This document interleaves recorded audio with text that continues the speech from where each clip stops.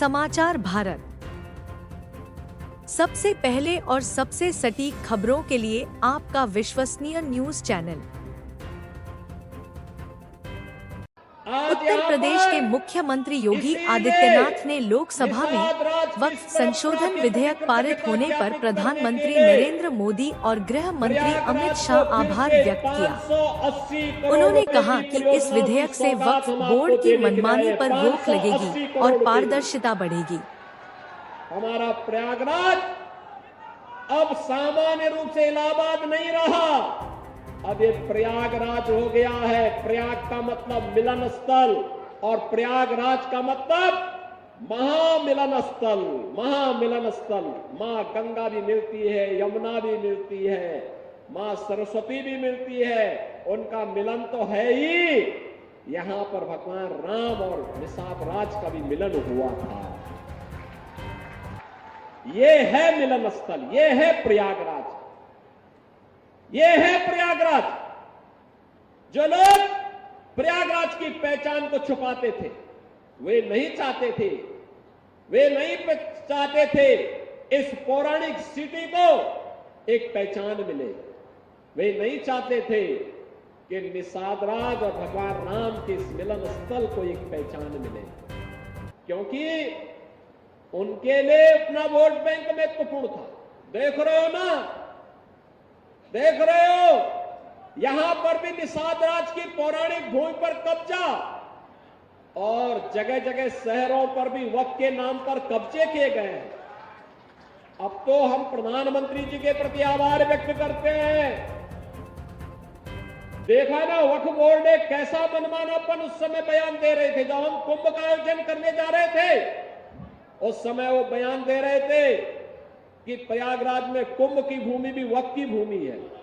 अबे हमने कहा ये बोर्ड क्या भूमाफिया बोर्ड हो गया क्या?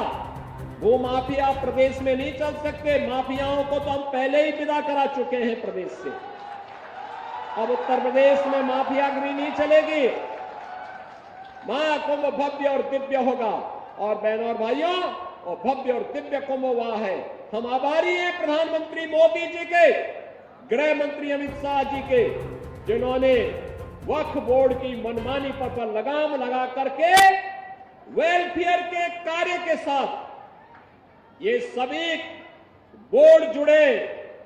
इसके लिए वक्फ बोर्ड से संबंधित एक अत्यंत महत्वपूर्ण अधिनियम को संसद में, लोकसभा में पारित किया है। आज राज्यसभा में भी पारित होगा। बहनों और भाइयों, देश के प्रति निष्ठा होनी चाहिए। अपने आप ही नियंता तो नियत साप है, तो नियंता मार्ग प्रशस्त कर देता है, अपने आप रास्ता बनाता है। और रास्ता क्यों नहीं बनेगा, अवश्य बनेगा। आखिर ये प्रयागराज हमारा पवित्र धाम था।